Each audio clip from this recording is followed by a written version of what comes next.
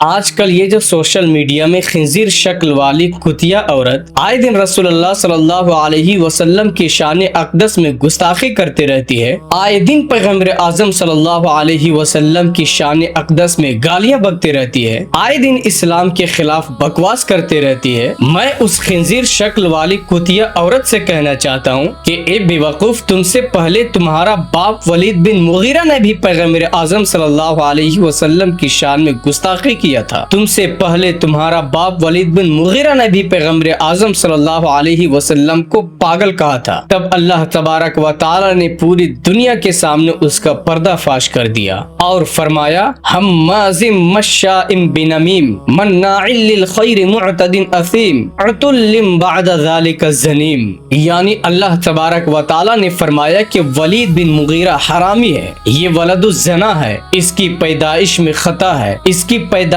ناجائز طریقے سے ہوئی ہے۔ جب یہ بات ولید بن مغیرہ کو معلوم ہوئی تو وہ فوراً اپنی ماں کے پاس گیا اور اپنی ماں سے کہا کہ آج سچ سچ بتاؤ کہ کیا میری پیدائش حرام طریقے سے ہوئی ہے؟ تو اس کی ماں نے جواب دیا کہ ہاں، تیرا باپ نہ مرد تھا تو میں نے ایک چرواہے سے مکالمہ کروایا، اس کے بعد تم پیدا ہوا، یعنی تو ولد الزنا ہے، تو حرامی ہے، تیری پیدائش ناجائز طریقے سے ہوئی ہے۔ تو اب میں اس خنزیر شکل والی کتیا عورت سے کہنا چاہتا ہوں کہ جب تیرا باپ ولید بن مغیرہ نے پیغمبر اعظم صلی اللہ علیہ وسلم کی شان اقدس میں گستاخی کیا تھا تو اللہ تبارک و تعالی نے اسے حرامی کہہ کے پکارا۔ اللہ تبارک و تعالی نے پوری دنیا کو بتا دیا کہ اس کی پیدائش میں خطا ہے، یہ ناجائز طریقے سے پیدا ہوا ہے۔ تو مجھے یہ بتاؤ کہ یہ خنزیر شکل والی کتیا عورت کی پیدائش حلال طریقے سے کیسے ہو سکتی ہے؟ یقیناً میں 100% دعوے کے ساتھ کہہ رہا ہوں کہ اس خنزیر شکل والی کتیا عورت کی پیدائش بھی حرام طریقے سے ہوئی ہے۔ میں اس کتیا سے کہنا چاہتا ہوں کہ ابھی اور اسی وقت تو بھی اپنی ماں کے پاس جاؤ اور اپنی ماں سے پوچھو کہ میری پیدائش حلال طریقے سے ہوئی ہے یا حرام طریقے سے ہوئی ہے۔ جس دن تم اپنی ماں سے یہ بات پوچھ لی تو میں 100% دعوے کے ساتھ کہتا ہوں کہ یقیناً تیری ماں کا بھی جواب یہی ہوگا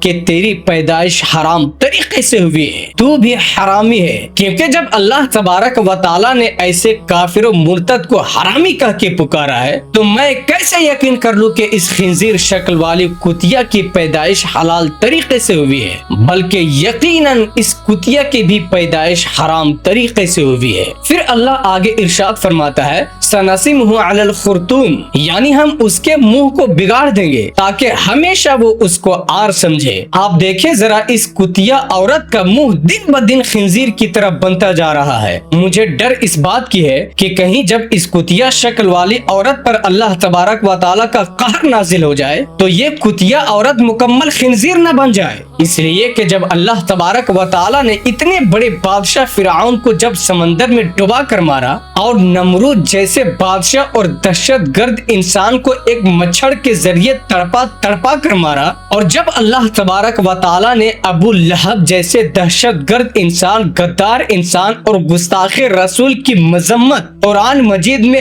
ہمیشہ کے لیے بیان کر دیا، تو آپ بتائیں مجھے کہ یہ خنزیر شکل والی کتیا عورت کس کھیت کی مولی ہے؟ کیونکہ جب اللہ تبارک و تعالی نے وعدہ کیا ہے کہ ہم ایسے لوگوں کے منہ کو بگاڑ دیں گے تو یقیناً اللہ تبارک و تعالی اس کتیا کو بھی خنزیر جیسی شکل بنا کر مارے گا۔ اس کتیا کو بھی اللہ تبارک و تعالی ایک دن پوری دنیا میں ذلیل و خوار کر کے نیست و نابود کر دے گا۔ اس لیے میں اس خنزیر شکل والی کتیا عورت سے کہنا چاہتا ہوں کہ ابھی بھی وقت ہے، سدھر جاؤ اور اسلام کے خلاف بکواس کرنا بند کر دو، پیغمبر اعظم صلی اللہ علیہ وسلم کو گالی دینا بند کر دو، ورنہ یاد رکھو جب تمہارا پکڑ ہوگا تو اتنے ٹھوکے جاؤ گے کہ آگے سے گیلا اور پیچھے سے نیلا ہو جائے گا۔ اس لیے ابھی بھی وقت ہے، سدھر جاؤ۔ اور ساجد رضا اظہری تمام مسلمانوں سے یہ گزارش کر رہا ہے، تمام مسلمانوں سے مؤدبانہ یہ اپیل کر رہا ہے کہ آپ تمام مسلمان اس خنزیر شکل والی کتیا عورت کے خلاف ضرور پروٹیسٹ کریں، ضرور احتجاج کریں، اور آپ تمام مسلمان اس خنزیر شکل والی کتیا عورت کے خلاف اپنے ضلع میں ضرور FIR درج کروائیں، تاکہ اس خنزیر شکل والی کتیا عورت کو پتا چلے کہ گستاخی رسول کا انجام کیا ہوتا ہے،